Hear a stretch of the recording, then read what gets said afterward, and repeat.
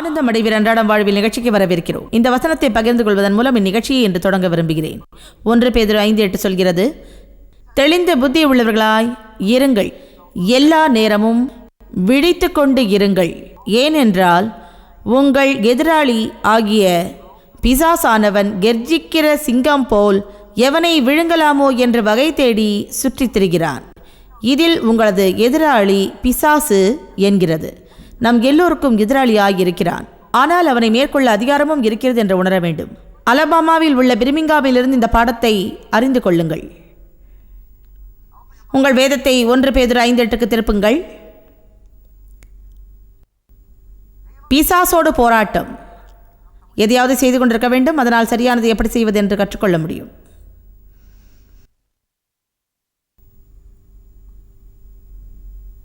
முப்பது ஆண்டுகளுக்கு முன் ஆலய பங்காளராக பிசாசோடு போராட்டம் குறித்து யாரையாவது எதையாவது சொல்கிற போது அவர்கள் என்ன சொல்கிறார்கள் என்று புரியாமல் இருந்தேன். சரியாக ஆலயத்திற்கு செல்கிறவளாக இருந்த போதும், எப்படி தேவனின் அன்பு மேலானது என்று அறிந்திருந்த போதும், என்னுடைய நீதி, சமாதானம், சந்தோஷம், எனக்கென என் வாழ்வில் தேவன் வைத்திருக்கும் நல்ல திட்டங்கள், இவைகளை எதிராளியானவன் எப்படி திருட முயற்சிக்கிறான் என்பதை புரியாமல் இருந்தேன். 1 பேதுரு 5:8 சொல்கிறது, தெளிந்த புத்தி உள்ளவராயிருங்கள், நிதானமாய், அதாவது முறைப்படுத்தி சீரிய தெளிந்த புத்தியோடு இருக்க வேண்டும். விழிப்பாயிருங்கள், எல்லா வேளையிலும் எச்சரிக்கையுடன் தயாராயிருக்க வேண்டும். எல்லா வேளைகளிலும் வருடத்தில் 2 முறையோ ஏதோ ஒரு நாளோ எப்போதோ அல்ல, எல்லா வேளைகளிலும். உங்கள் எதிராளியான பிசாசானவன் கெர்ஜிக்கிற சிங்கம் போல் எவனை விழுங்கலாமோ என்று வகை தேடி சுற்றி திரிகிறான். இந்த சின்ன வசனத்தில் அநேக பாடங்கள் உள்ளது. மீண்டும் சொல்கிறேன், எவனை அழித்து விழுங்கலாமோ என்று வகை தேடி சுற்றிக்கொண்டே இருக்கிறான் பிசாசு என்பதை நாம் உணர வேண்டும். எல்லோரையும் போல எதையும் செய்துவிட முடியாது. ஏனென்றால் எவனை விழுங்கலாமோ என்று சுற்றித் திரிகிறான் என்று சொல்கிறது. பிசாசுக்கென கதவை திறந்து கொடுக்காதபடி நாம் தான் இருக்க வேண்டும். என் இருதயத்தில் தேவன் அநேக வருடங்களுக்கு முன் பேசினார். கதவை திறந்து கொடுக்க நீங்கள் மறந்திருக்கலாம். பிசாசோ சிறிய துவாரத்தை உங்கள் வாழ்க்கையில் எதிர்பார்த்து கொண்டிருக்கிறான். அதன் வழியே நுழைந்து விடுவான். அதிகமாக ஆண்டவர் ஆசீர்வதிக்கிறார். அதிக பொறுப்புகளை அவர் தந்திருக்கிறார். தேவனின் அபிஷேகம் அதிகமாக இருக்கிறது. வல்லமை, அதிகாரம் உங்கள் வாழ்வில் வெளிப்பட்டிருக்கிறது. உங்கள் பாதை நெருக்கமானதாக இருக்கலாம். இவைகளை 1 வருடத்திலோ அடுத்த வருடத்திலோ பெற முடியாமலும் போகலாம். பின்னர் அதற்கடுத்த வருடமும் இவைகளை பெற முடியாமல் இருக்கலாம். அதே வருடத்தில் பெற்றிருக்கவும் முடியும். 5-10 வருடங்களுக்கு முன்பு அநேகமாக இப்படி செய்திருப்பதை நீ அறிந்திருப்பாய்.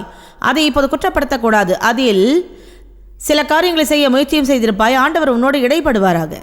ஆண்டவரோடு கூட நடப்பது என்பது விருத்தி அடைவதாகும். எல்லாவற்றிலும் ஆண்டவர் இடைப்பட மாட்டார். ஆனால் அவரோடு விருத்தி அடைவதை அவர் எதிர்பார்க்கிறார். நம்மை ஆசீர்வதிக்கவே ஆண்டவர் விரும்புகிறார். திருடன் திருடவும் கொல்லவும் அழிக்கவும் வருகிறானே அன்றி வேறொன்றுக்கும் வரான். நானும் அவைகளுக்கு ஜீவன் உண்டாயிருக்கவும் அது பரிபூரணப்படவும் வந்தேன் என்கிறார் இயேசு. உங்களுக்கு எதிராளிகள் இருக்கலாம். வருத்தத்தோடு சொல்கிறேன், அவன் நம்மை விட அதிகமாக நம்மை குறித்து அறிந்திருக்கிறான். உங்கள் சமாதானத்தை திருட பிசாசு அறிந்திருக்கிறான். நம்மை கவலை கொள்ள வைக்கும் ஆயுதத்தை அவன் அறிந்திருக்கிறான். எப்படிப்பட்ட ஆயுதத்தை உபயோகிக்கிறான் என்பதை அறியாத காரணத்தினால் கவனமாக இருக்க வேண்டும். சாத்தானுக்கு நாம் இடம் கொடுக்கக்கூடாது. விசேஷமாக இதற்காக ஜெபிக்க வேண்டும். உங்களிடம் அதிகாரம் உண்டு. இயேசு கிறிஸ்துவின் விசுவாசிகளானதால் அதிகாரமும் வல்லமையும் உங்களுக்கு உண்டு. அதை நீங்கள் தான் பிரயோஜனப்படுத்த வேண்டும். அதை செயலற்று வைத்திராமல் நம்பிக்கையுடன் உபயோகிக்க வேண்டும். அந்த அதிகாரத்தோடு நடக்க வேண்டும். அதிகாரம் உன்னிடம் உண்டு என்று அறிந்திருப்பதை போன்று சாத்தானும் அறிந்திருக்கிறான். 30 வருடங்களுக்கு முன் கிறிஸ்தவளாய் இருந்தபோது ஒன்றும் தெரியாது. எதையும் செய்ய வல்லமை நம்மிடம் உண்டு என்பது கூட தெரியாமல் நான் வாழ்ந்து வந்தேன். ஜெபித்தேன், ஊக்கமாக தைரியத்தோடு ஜெபிக்கவில்லை. என் வாழ்நாளில் பிசாசின் மீது அதிகாரம் எடுத்து ஜெபிக்கவில்லை. அவனை கட்டி ஜெபித்ததில்லை. எனக்கு பின்னாக போ, என் வாழ்க்கையை விட்டு ஓடு என்று சொன்னதில்லை. உன்னை சபிக்கிறேன், கடிந்து கொள்கிறேன். ஏனென்றால் என்னால் இப்படி செய்ய முடியும், எனக்கு இது தேவை என்று அறியாதிருந்தேன். சிலர் விசுவாசிகளாக மாத்திரம் இருக்க முடியும் என்று அறிந்திருக்கலாம். சிலருக்கு இது புத்தம் புதிய செய்தியாக இருக்கலாம். ஆனால் இதை அறிந்திருந்தால் பிசாசு நம்மிடம் பொய்யை சொல்லி நம்மை மேற்கொள்ளாத படிக்கு நாம் கவனமாக இருப்போம்.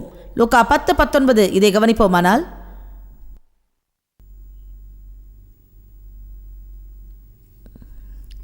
இதோ உங்களுக்கு அதிகாரம் கொடுக்கிறேன். சொல்லுங்கள், வல்லமையும் அதிகாரமும். இந்த வார்த்தைகள் பிடித்திருக்கிறதா? இதை உங்களுக்கு கொடுப்பேன் என்று சொல்லவில்லை, கொடுத்திருக்கிறேன் என்று அவர் சொல்கிறார். சொல்லுங்கள், எனக்கு அதிகாரம் இருக்கிறது. சொல்லுங்கள், எனக்கு வல்லமை இருக்கிறது. மீண்டும் சொல்லுங்கள், எனக்கு அதிகாரம் இருக்கிறது, எனக்கு வல்லமை இருக்கிறது.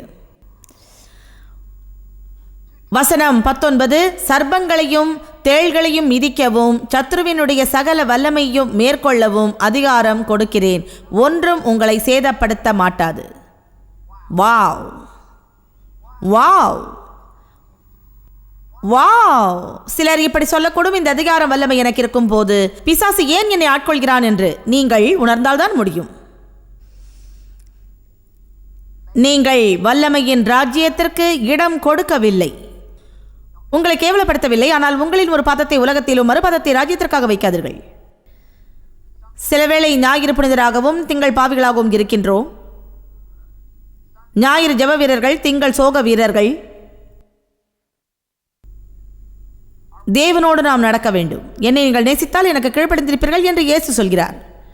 நல்லது, என் கீழ்ப்படிதலின் அளவு உயர்ந்துள்ளது. 25 வருடங்களுக்கு முன்பை விட இப்பொழுது நான் ஆண்டவருக்கு மிக அதிகமாக கீழ்ப்படுகிறேன்.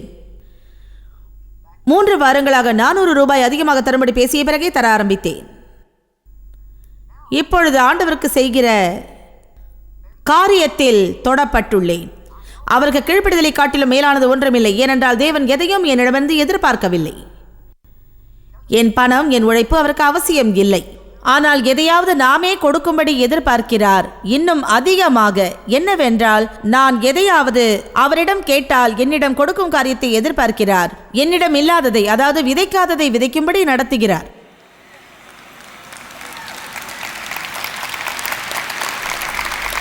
முப்பது வருடங்களுக்கு முன்பு நான் ரட்சிக்கப்பட்டேன்.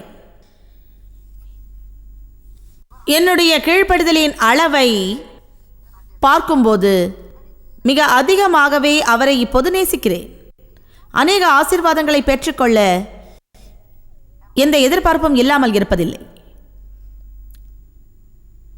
வெற்றி, அதிகாரம், வல்லமையோடு முழு நேர வேலையாய் பிசாசின் தலையை மிதிப்போம். ஞாயிறு காலை 20 நிமிட சிறிய பிரசங்கம் உன்னை ஒருபோதும் வெற்றியில் நடத்தாது. வார்த்தையை நேசிக்க வேண்டும், வார்த்தையில் வாழ வேண்டும், ஆண்டவரோடு நீ நடக்க வேண்டும், அதை வாசிக்க வேண்டும், ஜெபிக்க வேண்டும். ஆண்டவரோடு நேரத்தை செலவிடும் போது மற்ற காரியங்களுக்கு நேரமில்லை என்று சொல்ல வேண்டும். ஞாபகத்தில் வைத்துக் கொள்ளுங்கள், தேவனின் வாக்குத்தத்தம் எல்லோருக்கும் உரியது. ஏன் மற்றவர்கள் நம்மை விட ஆண்டவரிடம் நெருங்கி இருக்கிறார்கள்? எந்த வித்தைகளும் அவரிடம் இல்லை.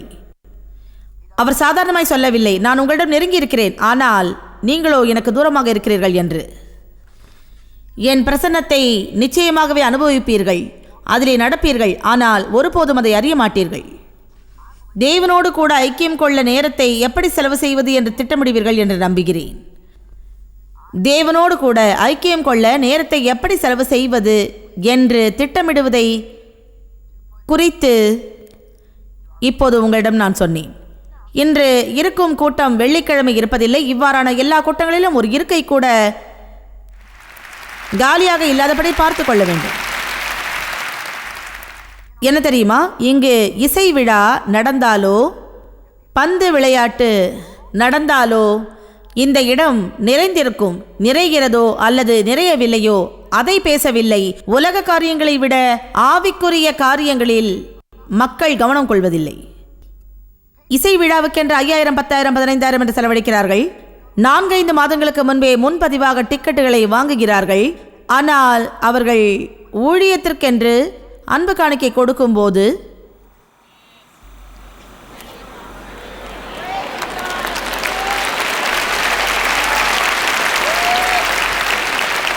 நாம் அப்படி இருக்கக்கூடாது. மற்றவர்களை விட வார்த்தையை நேசிக்க வேண்டும். உலகின் காரியங்களை விட ஆவிக்குரிய காரியங்களின் மூலம் ஆசீர்வாதங்களை ஆண்டவர் நம் வாழ்க்கையில் வைத்துள்ளார். தேவனோடு உங்கள் உறவை அதிக நேரம் செலவழித்தால் அநேக மாதங்களுக்கு பிறகு நீங்களே தேவனோடு கூட நெருங்கி நெருங்கி நெருக்கமாக இருப்பதை காண்பீர்கள். உங்கள் நேரத்தை யாரும் நிர்ணயிக்க முடியாது.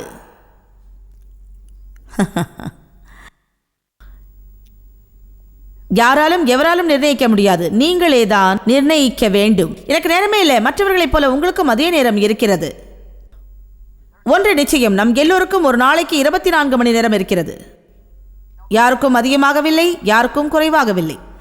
உங்களின் ஒவ்வொரு நிமிடங்களையும் நீங்கள் வீணாக்கிவிட்டால் அது திரும்பவும் கிடைக்காது. உங்கள் வாழ்க்கையில் நன்மையை செய்யும்படி நேரத்தை பிரயோஜனப்படுத்துங்கள். இதற்காக பின்பொரு நாள் யோசிப்பீர்கள். நான் ஆண்டவரோடு நெருங்கி இருக்க விரும்புகிறேன். நான் விரும்புவதால் ஆண்டவரோடு நெருங்கி விட முடியாது. ஆமென். பிசாசு உங்களை வெறுப்பான். புரிகிறதா? உங்களை வெறுக்கிறான். உங்களை அழிக்க விரும்புகிறான். உங்களை குழப்பவே அவன் விரும்புகிறான். ஒரு கிறிஸ்தவனாக பசை ஒட்டிய காகிதமாக இருக்க விரும்புகிறான். உங்கள் வாழ்வில் கனி இல்லை.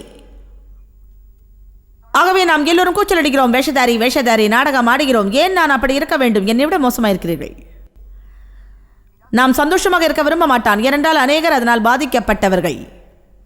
நம்மை சமாதானத்தோடு இருக்க விட மாட்டான். சமாதானத்தை அநேகர் அவளோடு எதிர்பார்க்கின்றார்கள். நமக்குள் தான் அது இருக்கிறது. அவன் நம்மை ஆசீர்வதிக்க விரும்புவதில்லை. நம்மிடம் வல்லமையும் அதிகாரமும் இருப்பதை விரும்புவதில்லை. அநேக கிறிஸ்தவர்கள் ஒரு கற்பனை உருவத்தை நினைத்துக் கொண்டு இருக்கின்றார்கள்.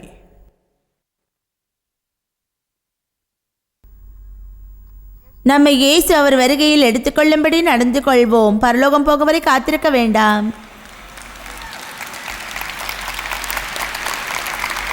இயேசுவும் அப்படிப்பட்டவர் அல்ல. அவர் போராட்ட வீரர். நம் எல்லோருக்கும் தலைவர் அவரே.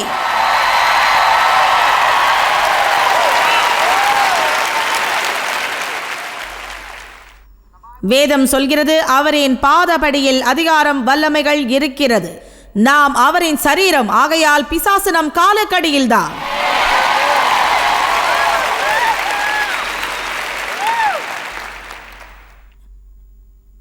எபேசியர் 4:26 திருப்புவோம். பிசாசுக்கு எப்படி நாம் கதவுகளை திறந்து கிடக்கிறோம் என்று 2 உதாரணங்கள்.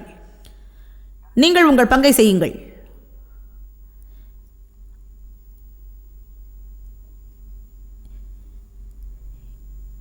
எபேசியர் 4:26-27. நீங்கள் கோபம் கொண்டாலும் பாவம் செய்யாதிருங்கள். கடும் கோபம், வெறியுடன் கூடிய கோபம், எரிச்சல். சூரியன் அஸ்தமிக்கிறதற்கு முன்னாக உங்கள் எரிச்சல் தனிய கடவது. பிசாசுக்கு போதுமான அளவிற்கு திறந்து இடம் கொடாமலும் இருங்கள். தருணம் தராதீர்கள். இதை சுலபமாய் புரிந்து கொள்ளும் அளவு என்ன சொல்வது என்று தெரிகிறதா? கோபத்தோடு படுக்கைக்கு போகாதீர்கள். கோபம் கொண்டால் கோபம் கொள்வது தப்பில்லை, இது எனக்கு பிடிக்கும் என்பான். நீங்கள் பாவம் செய்ய மாட்டீர்கள். யாராவது உங்களை தவறாக நடத்தும் போது கோபம் கொள்வீர்கள். அந்த கோபத்தினால் பாவம் செய்வீர்கள். முடிவுகளை சொந்தமாக எடுப்பீர்கள். மன்னிப்பை வெறுப்பீர்கள். நியாயப்படுத்த முயற்சிப்பீர்கள். ஆனால் வேதம் சொல்கிறது தேவனே நியாயாதிபதி என்று. கோபத்தோடு படுக்கைக்கு செல்லாதீர்கள். யார் மீதாவது கோபம் கொண்டு எத்தனை முறை நாம் கோபத்தோடு படுக்கைக்கு சென்றிருக்கிறோம்? நான் அப்படித்தான். நீங்கள் என்னை மாதிரியா? உங்கள் கணவர் மீது கோபம் வரும்போது நீங்கள் தரையில் படுக்கை இல்லாமல் படுத்திருக்கிறீர்களா? அவரை தொடாமல்.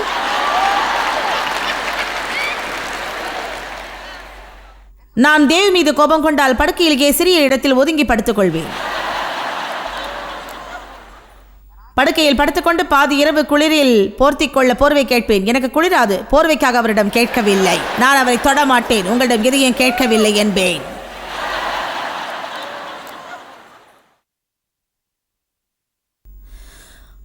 ஆலயத்துக்கு தேவையானதைத்தான் சிந்தித்துக் கொண்டிருக்கிறேன். தேவனிடத்தில் பயமும் மரியாதையும் கொஞ்சம் அதிகம் தேவையாயிருக்கிறது.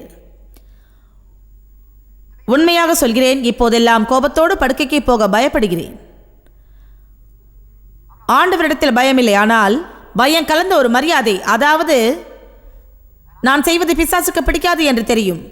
தேவன் சொன்னது எனக்கு நினைவிருக்கிறது. திறந்த வாசல்களை நீங்கள் மறந்துவிடலாம். உங்கள் வாழ்க்கையில் ஏதாவது சிறிய விரிசல்களை அவன் எதிர்பார்த்திருக்கிறான். இந்த வசனத்தை நான் அறிந்ததால் இதற்கு நான் பொறுப்பாளியாகியிருக்கிறேன். நான் நினைப்பது எதுவாயினும் கோபத்தோடு படுக்கைக்கு போக மாட்டேன். என் பெருமையை அழித்து மன்னிப்பதினால் நான் தவறே செய்திருந்தாலும் அதை பொருட்படுத்துவதில்லை. எது எப்படி ஆயினும் வேதம் சொல்கிறபடி நான் செயல்பட வேண்டும். என் வாழ்வில் பிசாசுக்கு கதவை அடைத்தே இருக்க விரும்புகிறேன். ஆம், பிசாசின் மேல் எனக்கு அதிகாரம் இருக்கிறது. ஆனால் அவனுக்கு ஒரு நிமிடம் கூட இடம் கொடுக்க மாட்டேன். அடுத்த நிமிடம் அவனை அதிகாரத்தால் மேற்கொண்டு விடுவேன். நான் திங்கட்கிழமை பிசாசு போல் நடந்து கொண்டு செவ்வாய்க்கிழமை அதை மேற்கொள்வது என்று இருக்க முடியாது. தொடர்ந்து கவனிப்போம்.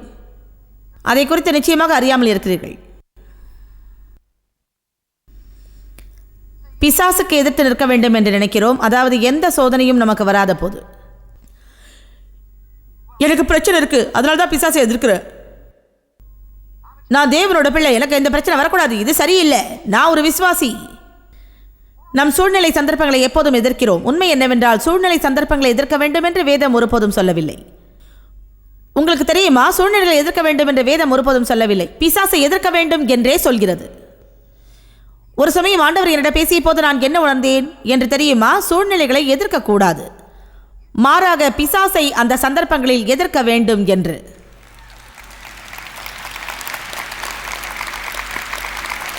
கஷ்டமான நேரங்களில் நாம் செய்ய வேண்டியது என்ன? நாம் தொடர்ந்து நிலைத்து நிற்க வேண்டும்.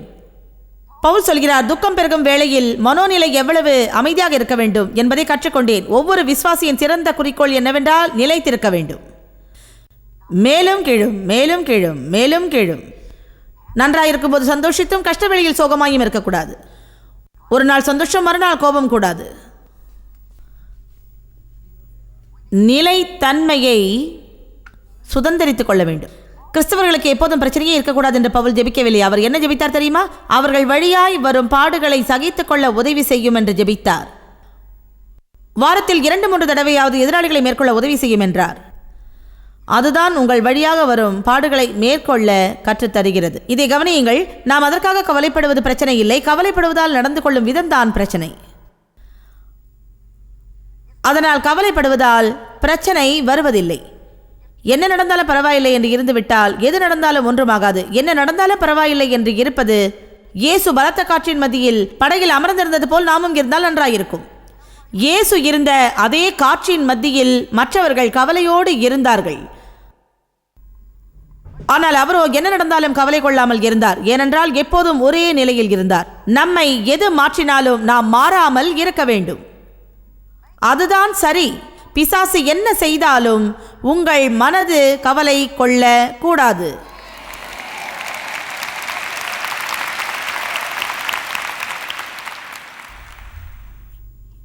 இரண்டு கொரிந்தியர் 2:10 திருப்புவோம். பவுல் சொல்கிறார், எவனுக்கு நீங்கள் மன்னிக்கிறீர்களோ அவனை நானும் மன்னிக்கிறேன்.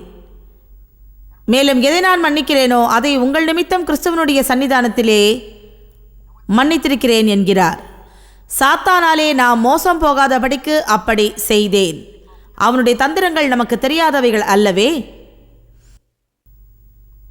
ஆக பவுல் சொல்வதென்ன? அவர் சொல்கிறார், நான் உணர்வதால் யாரையும் மன்னிக்கவில்லை, சரி என்று நினைப்பதனாலும் அல்ல, நான் விரும்புகிறதுனாலும் அல்ல, சாத்தான் என்னை மோசம் போக்கிவிடாதபடிக்கு செய்கிறேன்.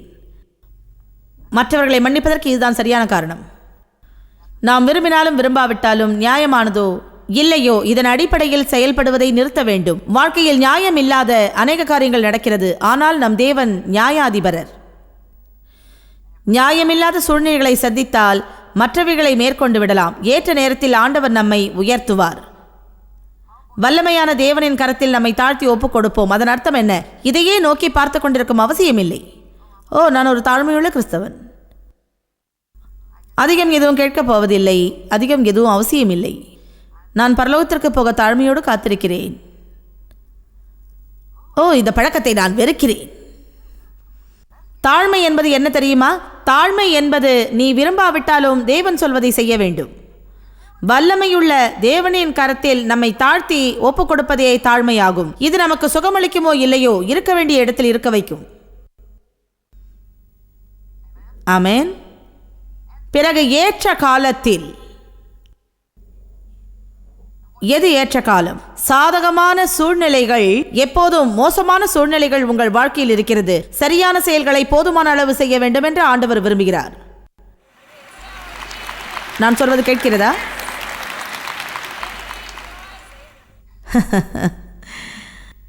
எப்படி நம் மாம்சம் சாகிறது தெரியுமா? பரிசுத்த ஆவியானவர் நம்மோடு இடைப்பட தொடங்கும் போது. ஆனால் அதை சாதாரணமாக நாம் ஏற்றுக்கொள்வதில்லை.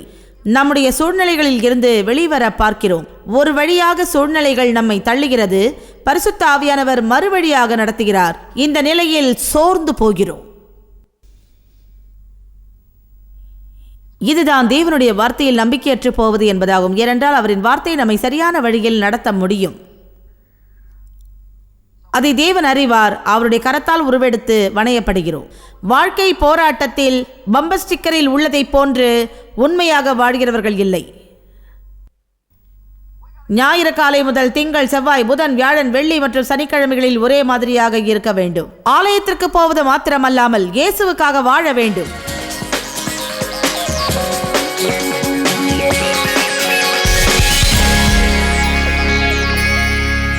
பிசாசுக்கு எதிர்த்து நிற்க வேண்டும். இவைகளுக்காக ஜெபிக்க வேண்டும் என்று மீண்டும் ஒருவரை உற்சாகப்படுத்துகிறேன். ஏனென்றால் ஜெபம் ஆண்டவர் கிரியை செய்வதற்கும் பிசாசின் தந்திரங்களை மேற்கொள்வதற்கும் உதவும். பூமியிலே இயேசு இருந்தபோது அநேகரை சொஸ்தப்படுத்தினார். ஜனங்கள் சுகமாக இருக்கும்படி ஆண்டவர் விரும்பினார் என்று நம்புகிறேன். பலனில்லாமல் வியாதியோடும் வேதனைகளோடும் நாம் இருக்க அவர் விரும்பவில்லை. வியாதியஸ்தர்களுக்காக ஜெபிக்கும்படி வேதம் சொல்கிறது. யாக்கோபு 5:14 சொல்கிறது, யாராவது வியாதியாக இருக்கிறீர்களா? அவன் சபையின் மூப்பர்களை வரவழைப்பானாக. அவர்கள் கர்த்தர் நாமத்தினாலே அவனுக்கு எண்ணெய் பூசி அவனுக்காக ஜெபம் பண்ண கடவர்கள். அப்பொழுது விசுவாசமுள்ள ஜெபம் பிணியாளியை ரட்சிக்கும். கர்த்தர் அவனை எழுப்புவார். அவன் பாவம் செய்தவனானால் அது அவனுக்கு மன்னிக்கப்படும். இன்று உடல் ரீதியில் உங்களுக்காக எண்ணெய் பூசி தொட்டு ஜெபிக்கும் நிலை இருப்பதில்லை. ஆனால் விசுவாசத்தோடு உங்களுக்காக ஜெபிக்க முடியும். ஆமாம், பூமியிலே ஊழியம் செய்யும் போது இயேசு அநேகரை சொஸ்தமாக்கினார். ஆனால் வேதம் சொல்கிறது அவர் ஒருபோதும் மாறாதவர் என்று. அவர் நேற்றும் இன்றும் என்றும் மாறாதவர். ஆகையால் இன்றும் அவர் குணப்படுத்துகிறவர். உங்கள் விசுவாசத்தை என்னுடன் இன்று அவிழ்த்து விடுங்கள்.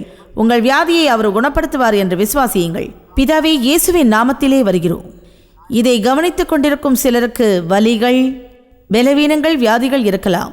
வாழ்வில் பயத்தோடு சிலர் இருக்கலாம். மருத்துவரிடமிருந்து தவறான அறிக்கைகளை பெற்றிருக்கலாம். எங்களுக்கு தெரியும் ஆண்டவரே, நீர் தொடுவீரானால் நாங்கள் முழுவதுமாக சுகம் பெறுவோம். ஆகையால் இங்கிருக்கும் ஒவ்வொருவருக்காகவும் ஜெபிக்கிறேன். விசுவாசத்தோடு ஜெபிக்கிறேன். விசுவாசத்தோடு உடம்பில் உள்ள வலிகளை கடிந்து கொள்கிறேன். இப்போதே பரிசுத்த ஆவியானவரின் அபிஷேகம் சுகப்படுவதாக, வியாதிகள் சுகப்படுவதாக. ஆண்டவரே, உம்முடைய வார்த்தையை அனுப்பி அவர்களை குணப்படுத்தும். வியாதியின் கட்டுகளில் இருந்து விடுதலை தாரும். சங்கீதம் 107:20 படி. இன்று நான் சொல்கிறேன், இயேசுவின் நாமத்தில் சுகமடையட்டும். தேவனே, இப்போது உம்முடைய சுகமாக்கும் வல்லமை கிரியை செய்வதற்காக நன்றி. சுகத்தை நாங்கள் உணர்கிறோம். ஆமென். கர்த்தர் உங்களை ஆசீர்வதிப்பார். இப்போது சுகத்தை அனுபவிக்கிறீர்கள் என்று விசுவாசிக்கிறேன். இன்று எனக்குள் எல்லா வழிகளிலும் ஒவ்வொரு நாளும் முன்னேற்றத்தையும் சுகமளிக்கும் வல்லமையையும் இயேசு கிரியை செய்து வருகிறார். தேவன் ஆசீர்வதிப்பார். நீங்கள் அறிந்திருப்பதை காட்டிலும் ஜாய்ஸ் மேயர் ஊழியங்களில் நீங்கள் மிக முக்கியமானவர்கள். இந்த உலக ஊழியத்தை சாத்தியமாக்குவதற்காய் உங்களை பாராட்டுகிறோம். நண்பர்களுக்கும் பங்காளர்களுக்கும் நன்றி கூறுகிறோம். நாம் இணைந்து பசித்தோர்க்கு உணவும் ஏழைக்கு உடையும் தேசங்களுக்கு நற்செய்தியும் வழங்குகிறோம். உங்கள் ஜெப வேண்டுதல்களை பகிர்ந்து கொள்ள, ஆதாரங்கள் குறித்து மாநாட்டு விவரங்கள் காண, உலகமெங்கும் கிறிஸ்துவின் அன்பை பகிர்ந்து கொள்ள எங்களுடன் பங்காளர்களாக எங்களை தொடர்பு கொள்ளுங்கள் அல்லது jmmindia.org லாக் ஆன் செய்யுங்கள்.